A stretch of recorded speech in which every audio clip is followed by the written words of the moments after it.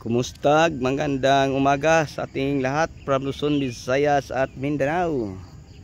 So sa umagang ito mga ka-farmers, mga ka-viewers, samahan nyo ako at ipapasyal po ko kayo sa ating ampalayang na bagyo na nakaka-recover kung saan kung tingnan natin, no, medyo naninilaw na ang mga dahon, pero kita natin kung gaano karami po ang bunga sa mga nabagyo nating ampalaya. Yan po. So kahit saan tayo lumingon, no, siksikan po sa bunga ang ating ampalaya. So yung ampalaya na to, ito po si Galaxy Max F1 ng Swiss na palagi kong ibinahagi, no, sa social media na maraming mamunga. Kaya nga ito, kahit na bagyo,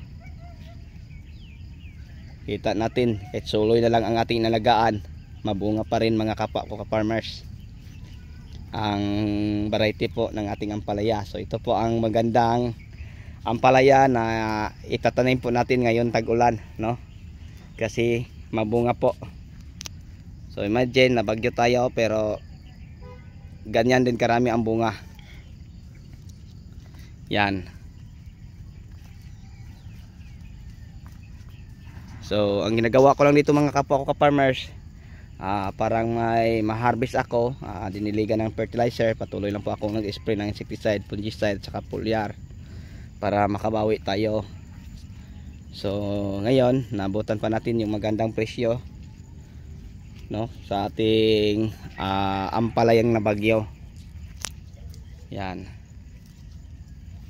So marami pa tayong pwedeng mapitas. So kahit tayo lumingon, no, mapakanan, mapakaliwa, ang daming bunga mga ka-farmers. So ito po ang magandang variety ng ampalaya na itatanim natin ngayong, lalo na kung sa maulan na panahon kagaya ngayon. So tingnan nyo ang bunga. Yan.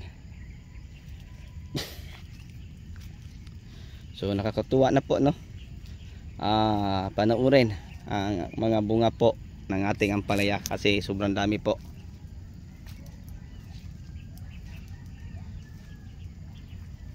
Ito, magkatabi lang, 5 bunga.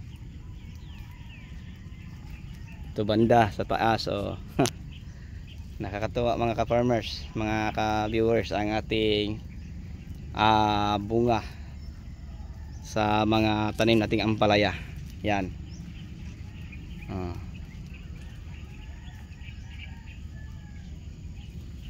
Kahit sa ilalim pa, may mga ilang bunga pa tayo nakikita, oh. So yun po, no, si Galaxy Max F1, kahit medyo naninilaw na ang dahon kasi nakapag-harvest na tayo ng 5 beses, so kita pa rin natin ang bunga, marami pa rin kahit naninilaw na ang dahon.